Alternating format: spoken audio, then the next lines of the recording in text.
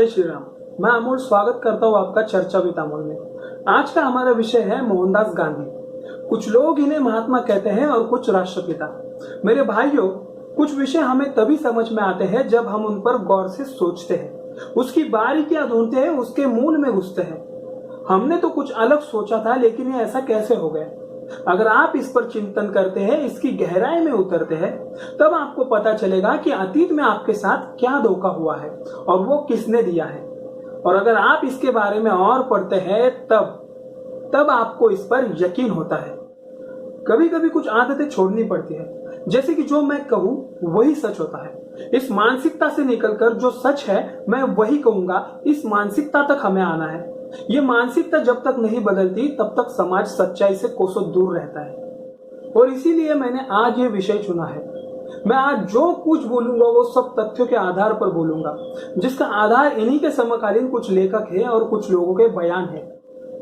दोस्तों, आगे बढ़ने से पहले मेरा आपसे कुछ पूछना बेहद जरूरी है। क्या किसी भी वजह चाहे अच्छी हो या बुरी हो, हाथ में शस्त्र लेकर हत्या करना यह हर बार पाप ही कहलाता है क्या? इस बात का खुलासा होना बेहद जरूरी है। हिंसा हमेशा गलत ही होती है क्या? अहिंसा यही परम धर्म है क्या? इस बात पर अगर गौर से सोचा जाए तो हमें समझ में आता है कि हमारी नित्य जीवन, हमारी दिनचर्या हिंसा के बगैर पूरी नहीं हो सकती। आप और मैं जब चलते हैं तब सड़क पर सैकड़ों लाखों करोड़ों जीव जंतुओं की हिंसा होती है। जब बात करते हैं, सांस छोड़ते हैं, तब भी जीव जंतुओं की हिंसा होती है। और अगर इनमें से कुछ भी नहीं करना है तो हमें यह दुनिया छोड़नी पड़ेगी, यानी कि हम मर जाएंगे। मतलब हत्या होना तय है, वो चाहे जीव जंतुओं की हो या हमारी हो। और इसीलिए दोस्तों, एक नियम हमें समझना होगा और दूसरों को भी समझाना होगा कि घटना का पाप पुण्य उसकी कृति पे नहीं बल्कि उसके हेतु पर निर्भर करता है।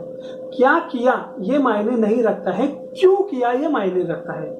कई बार कृति एक होती है लेकिन उसके पीछे हेतु अलग अलग होते हैं। और अगर आपका हेतु बदलता है तो वो पाप या पुण्य कहलाता है। पिताजी आपके लिए घड़ी खरीद के लाते हैं, आप उसे पहन के स्कूल चले जाते हैं। स्कूल से लौटते वक्त एक चोर आपको 2-4 थप्पड़ मारकर आपकी घड़ी छीन लेता है। पिताजी को बुरा लगता है, वो फिर आपके लिए एक नई घड़ी खरीद के लाते हैं। लेकिन आपकी माँ आती है और थप्पड़ मारकर घड़ी वापस ले लेती है। कृति एक ही है, थप्पड़ मारना। लेकिन आप बताइए, पाप या पुण्य? चोर का हेतु गलत था और माँ का हेतु अच्छा था। कहीं चोर आपको फिर से मारकर घड़ी ना छीन ले, ये आपकी माँ का हेतु था। तो आप बताइए कि ये अच्छा हेतु था या बुरा हेतु था? मैं एक और उदाहरण के साथ आपको ये बात समझाना चाहूंगा।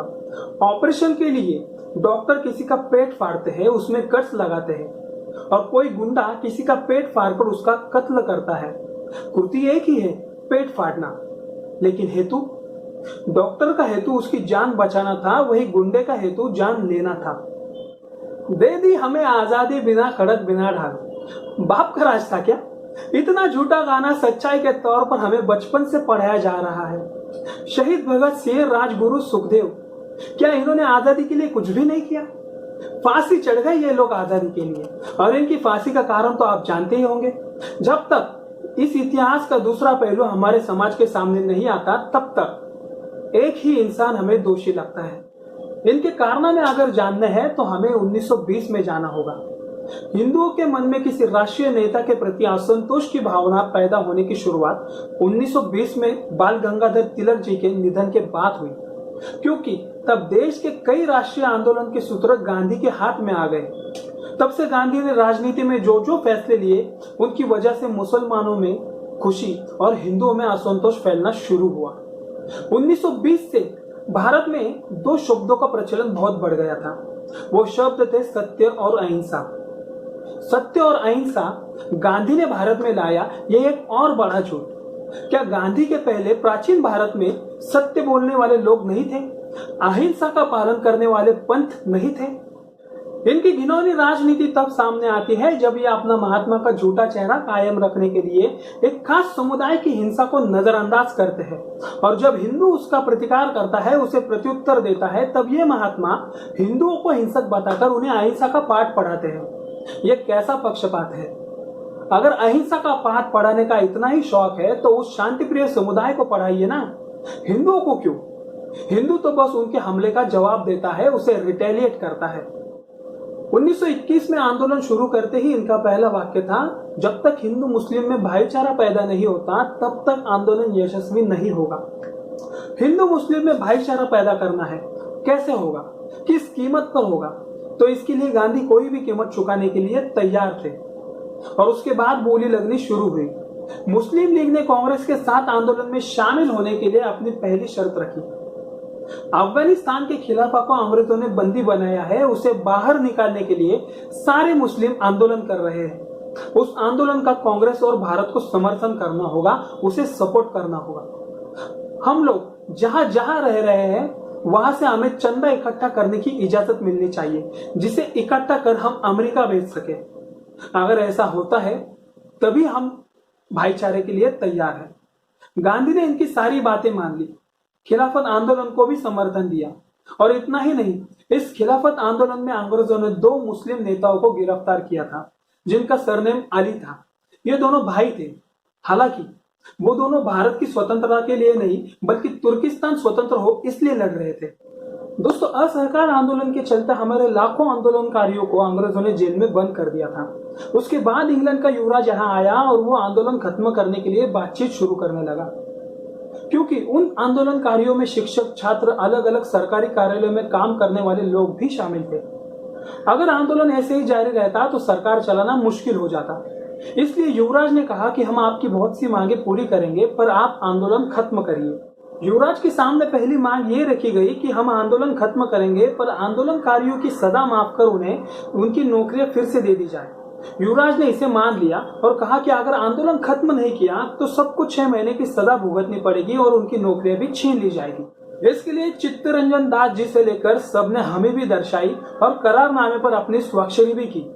लेकिन आखिरी स्वाक्षरी थी गांधी की। उन्होंने कहा कि इस करार से मुझे ये तो दिख रहा है कि मेरे आंदोलनकारी रिहा हो जाएंगे और उनकी नौकरियां भी उन्हें वापस मिल जाएगी, लेकिन तुर्किस्तान के स्वातंत्र्य के लिए लड़ने वाले जो 2 अली बंधु हैं उनको भी रिहा करने का वचन अगर युवराज मुझे देते हैं तो ही मैं स्वाक्षरी करूंगा।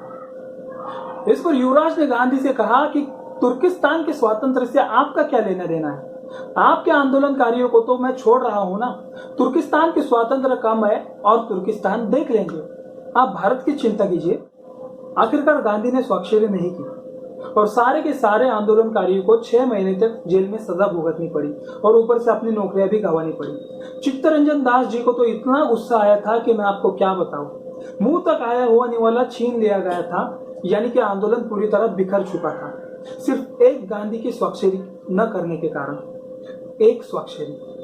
देखिए, एक बात समझ लीजिए, सत्य और अहिंसा को किसी का विरोध नहीं था और ना ही आज है, लेकिन इसका लगातार कितना गलत इस्तेमाल किया गया ये मैं आपको अगली वीडियो में बताऊंगा।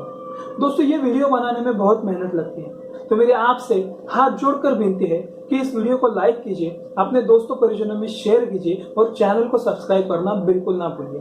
दोस्तों, अगर आप सब्सक्राइब करते हैं तो मुझे ऐसे ही अलग अलग वीडियो बनाने में हौसला मिलता है। आज मैं यही रुकता हूँ, फिर से लौटूंगा ऐसे ही किसी विषय के साथ। तब तक के लिए जय श्री राम, नमस्कार।